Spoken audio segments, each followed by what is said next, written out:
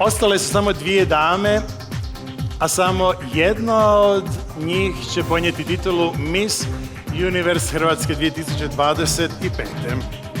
U slučaju da Miss Universe Hrvatske iz bilo kojeg razloga ne može obavljati svoje dužnosti, njezine dužnosti preuzima naravno prva pratilja.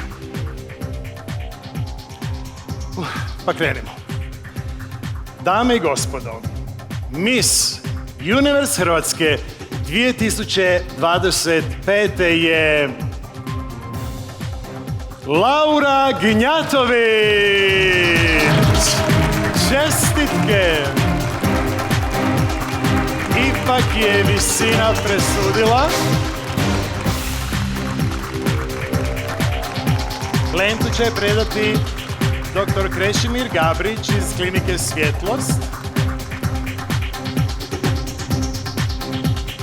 A stižemo i do onog najsvečanijeg trenutka kada će krunu Zlatarne Dodić predati Zrinka Čorić, našoj novoj Miss Universe, to je Laura Gnjatović.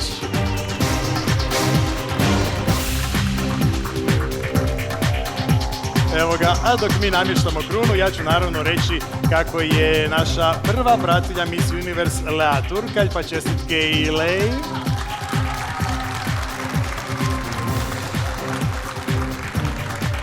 Dr. Krešimir Gabrić predat će lentu i cvijeće.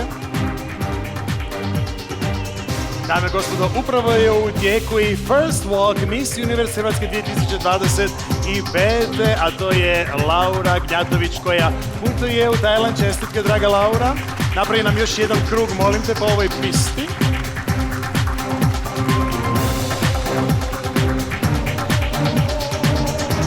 A ja ću pozvati gospodina Antu Kaleba, menadžera za razvoj poslovanja Zagrebačke škole ekonomije i menadžmenta, da našoj pobjednici preda glavnu nagradu, a to je stipendija na Zagrebačkoj školi ekonomije i menadžmenta. Pa čestitke, ovo je fantastična nagrada.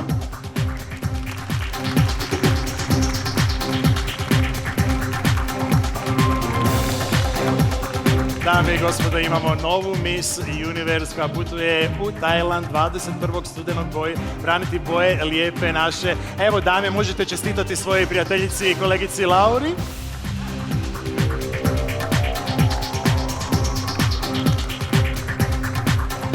Eto, potekle su i suze radosnice, a što drugo reći za kraj, dragi moji, nego ja ću vam se svima zahvaliti što ste bili dio ovog izbora, što ste uživali s nama. Evo, Laura se skroz rasplakala. Hvala vam mnogo, našoj pobjednici želimo mnogo sreće u Tajlandu.